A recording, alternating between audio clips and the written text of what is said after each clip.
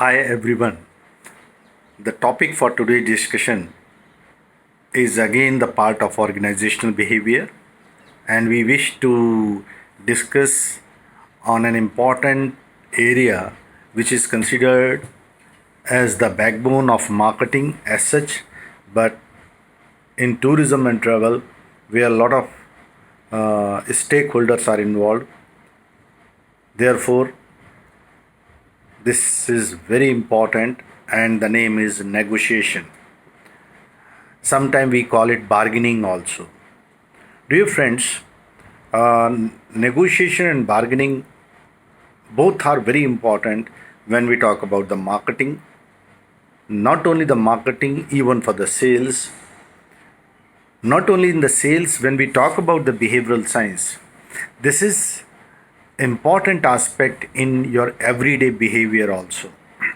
When you are handling the clients, that is called tourist. When you are handling the superior or subordinate staff, that also, as well as when we talk about the different organizational head or the different groups. So obviously a question may come into your mind, then what is the meaning of negotiation or bargaining? Dear friends, this is considered as a process. It is a process which occurs when two or more parties they decide how to allocate resource. Those are scarce in the sense those are limited in the organization. How to allocate those resources in the organization? Different departments, they have their own requirement. When we talk about the business organization, as a travel agent, tour operator, while you are discussing or while you are formulating the sales channel, even while you are hiring the employees, there also you require negotiation.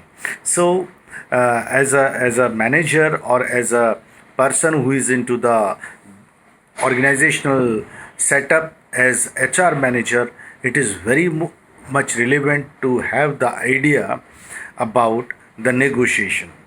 So, as such, negotiation is important for the behavioral science. And when we talk about the behavioral science may be related with the HR.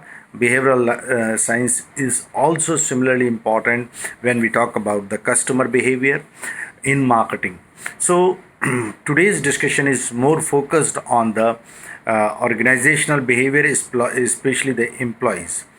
Dear friends, when we talk about the negotiation or when we talk about the bargaining, there can be two type of bargaining. One is called the distributive bargaining, which is basically considered as the bargaining or the negotiation where one party win the position and second party lose the situation or leaves the position, maybe financially or maybe otherwise also. So another one is integrative bargaining. Integrative bargaining is such bargaining where you have win-win position or the win-win situation. So when we talk about the organizational setup, as a HR manager, you should always try to focus on the win-win situation. Your employee should not feel, adversely, or they should not feel otherwise that they are losing and you are winning. Then if such position is there, it is not the bargaining, rather it is more of a dictatorship. So as a HR manager, you should always try to focus on the integrative bargaining. Dear friends, now obviously a question may come into your mind, then what about the process of bargaining? So when you talk about the bargaining or negotiation, please remember you make it more scientifically so that you can win the battle. Battle in the sense when we talk about the transactional analysis or the behavior or the negotiation, then you can be on a win-win situation. First of all, you must have the knowledge about the preparation and planning.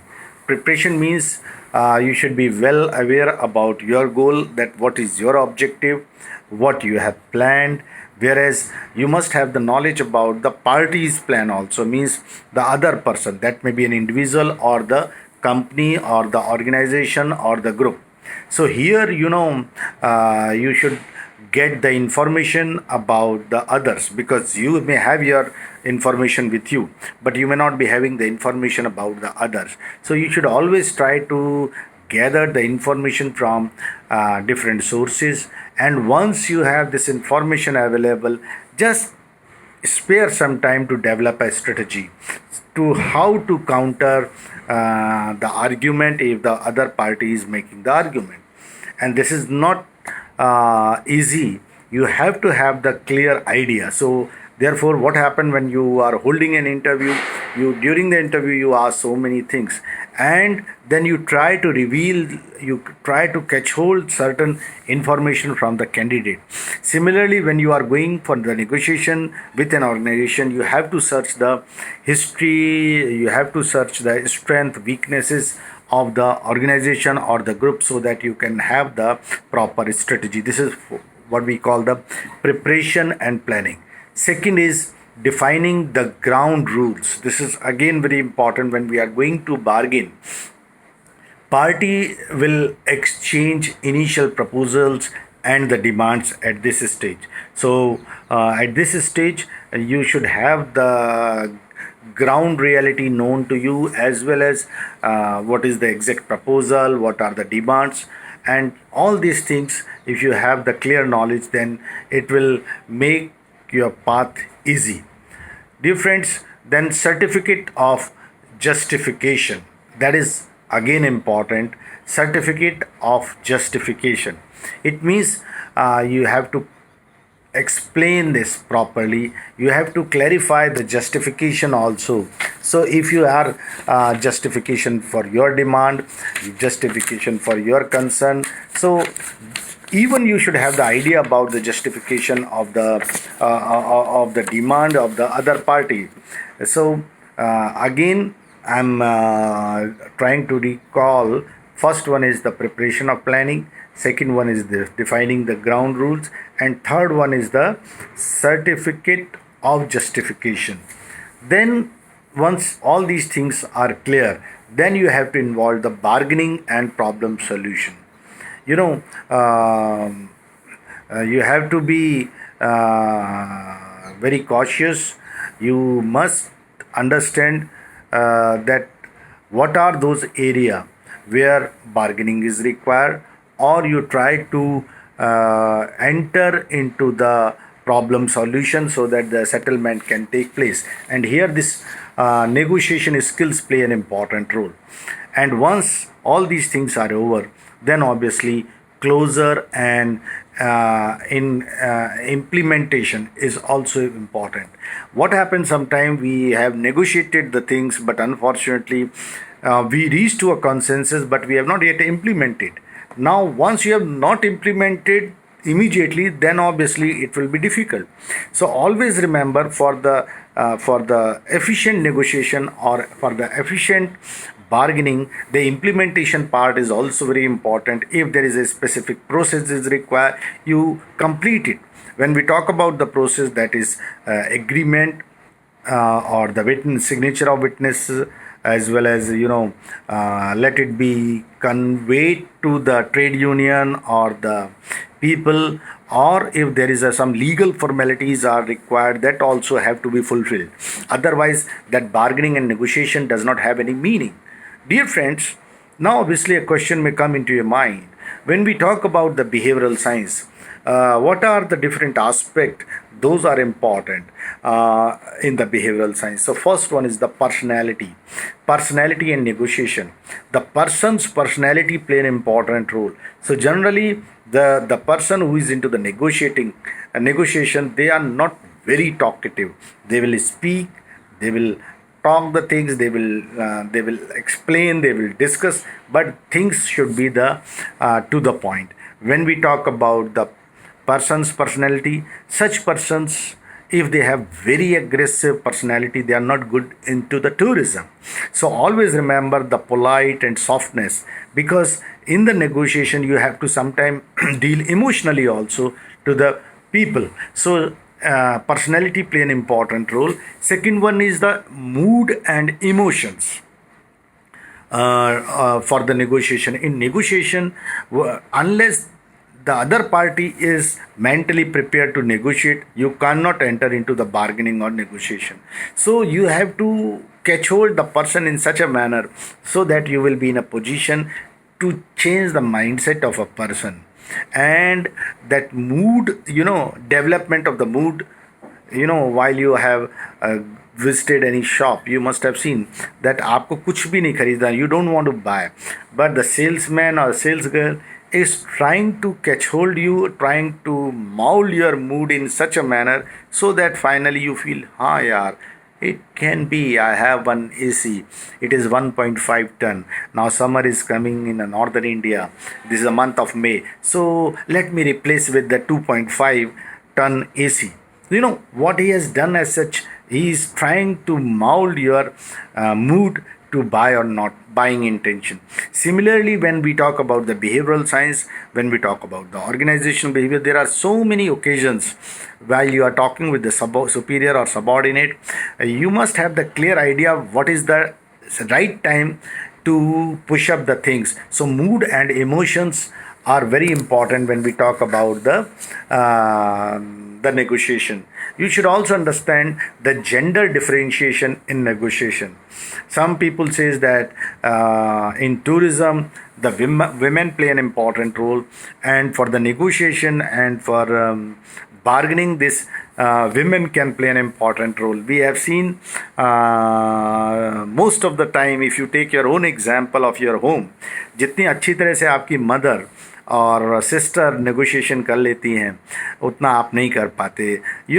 Sometime the mother और sisters in family, they are expert in negotiation. You start an example from the street vendor who is selling the vegetable just in front of your home, or in the market, how your mother is enter into the bargaining.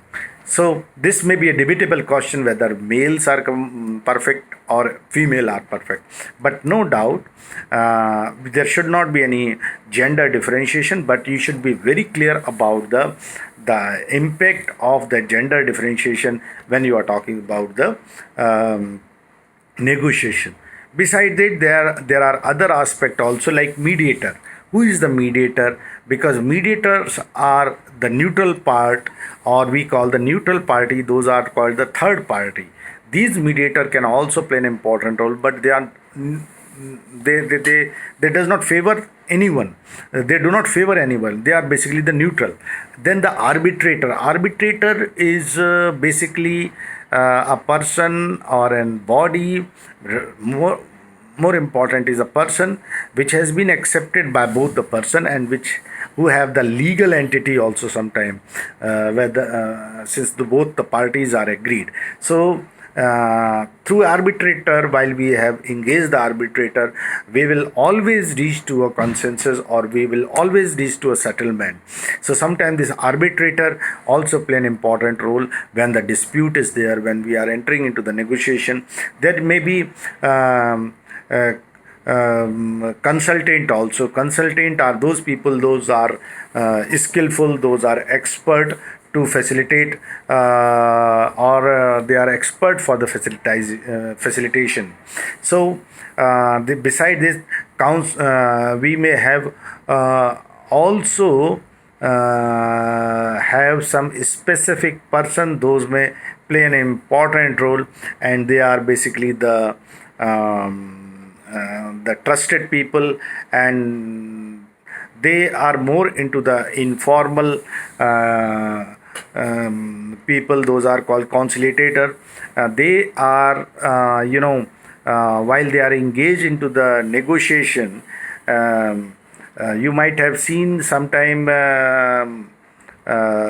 when you are going in a tour package, shopkeepers, while you are going to the shop, there are some people, those are conversing for the shop, and they play an important role sometime for the negotiation.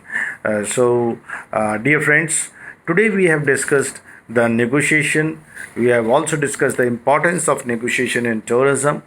Beside this, we have discussed what are the two different type of negotiation.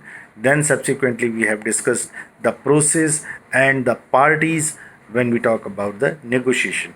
I'm sure this negotiation, if you critically examine, you will find every day, even while as a brother sister you are entering into some discussion or transaction, the negotiation take place and bargaining take place. So you have to be perfect when we talk about your daily life or as a human being also, while you are working for an organization, social organization or business organization or the corporate world.